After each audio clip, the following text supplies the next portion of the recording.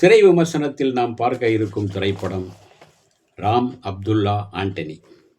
அந்த காலத்தில் அமர் அக்பர் ஆண்டனி என்று ஒரு கலக்கியது ஹிந்தியில். அதே தான் தமிழிலும் கூட சங்கர் சலீம் சைமன் என்று ரஜினி நடித்து ஒரு படம் வந்தது. அது ஒரு வேறு மாதிரியான ஒரு கதைக்களம். இது முழுக்க ஏதோ ஒரு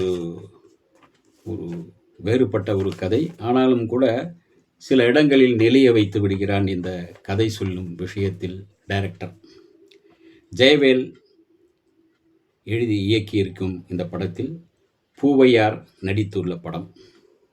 ஒரே வகுப்பில் படிக்கின்ற நண்பர்களான பூவையார், அஜய், அர்ஜுன் ஆகிய மூவர் ஒரு தொழிலதிபரின் வேலாமூர்த்தியின் பேரனை கடத்தி சென்று அவனை கொன்று துண்டு துண்டாக வெட்டி வீசிவிடுகிறார்கள். இந்த ஒரு காட்சிதான் ஒரு சின்ன பசங்க இப்படி ஒரு சின்ன பையனை இப்படி செய்வது சரியா என்று எல்லோரும் பார்க்கிறவர்களை பதட்டப்படைய செய்கிறது.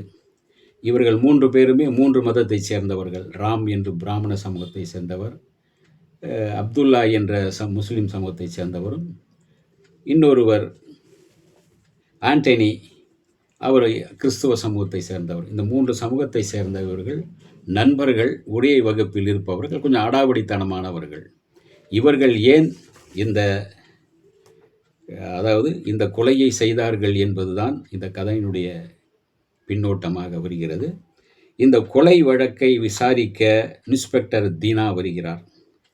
அதே போலீஸ் ஸ்டேஷனுக்கு சுந்தர் ராஜா ஒரு போலீஸ்காரராக வந்து சேருகிறார். இந்த இன்ஸ்பெக்டர் தீனா அவர் கொஞ்சம் அடாவடித்தனமான, யாரையும் போட்டு தள்ளக்கூடிய, என்கவுண்டர் போட்டு தள்ளக்கூடிய ஒரு கொஞ்சம் மிரட்டலான ஒரு ஆசாமி அவர். அவரிடம் இந்த 3 மாணவர்களும் கையில் சிக்குகிறார்கள். அவர்களை தானே கொல்ல வேண்டும் என்று தொழிலதிபர் வேலாமூர்த்தி வேற நினைக்கின்றார். அவருடைய ஆட்களை வைத்து அந்த பசங்களை இவர்கள் காவல் நிலையத்திற்கு அழைத்து வரும்போது வழியில் டீ குடிப்பது போல நிற்க வைத்து அவர்களை ஓடவிட்டு, அதே சமயத்தில் அந்த வேலாமூர்த்தியின் அடியாட்கள் எடுத்துக்கொண்டு போய் அவர்களை அடித்து துன்புறுத்தி துவம்சம் செய்கிறார்கள். அவர்களிடமிருந்து போலீஸ்காரர் சுந்தர் ராஜா காப்பாற்றி வருகிறார். ஆனால் அவர்கள் இந்த 3 மாணவர்கள் படுகொலை செய்தது ஏன், கொலைக்கான பின்னணி என்ன என்பதே மீதி கதை. தலைவாசல் விஜய், ஜாவா சுந்தரேசன், வினோதினி, கிச்சா ரவி ஆகியோர் ஒரு பெற்றோருக்குரிய கவனத்தோடும் நிதானத்தோடும் நடித்திருக்கின்றார்கள். ஹரிதாவின் அழுத்தமான நடிப்பு பாராட்டக்கூடிய விஷயமாக இருக்கிறது. கொலைக்கான பின்னணியில் இருக்கிற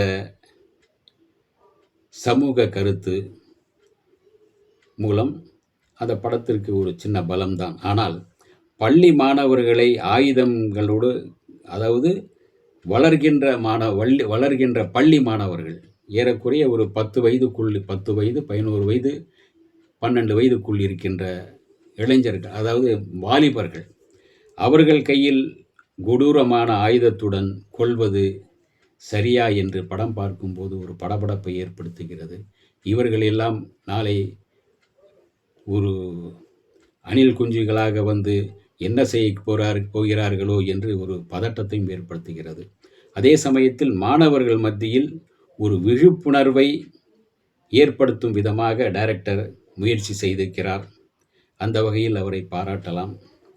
திரைக்கதையில் இன்னும் கூடுதலாக கவனம் செலுத்தியிருந்தார், சில காட்சிகள் அழகாக இது பண்ணியிருந்தால் இன்னும் படம் பலமாக ரசிக்கும் வகையில் இருந்திருக்கும். பார்க்கலாம். இந்த வீடியோ உங்களுக்கு பிடிச்சிருந்தா லைக் பண்ணுங்க, ஷேர் பண்ணுங்க, கமெண்ட் பண்ணுங்க, சப்ஸ்கிரைப் பண்ணுங்க, மறக்காம பெல் ஐகானை கிளிக் பண்ணுங்க.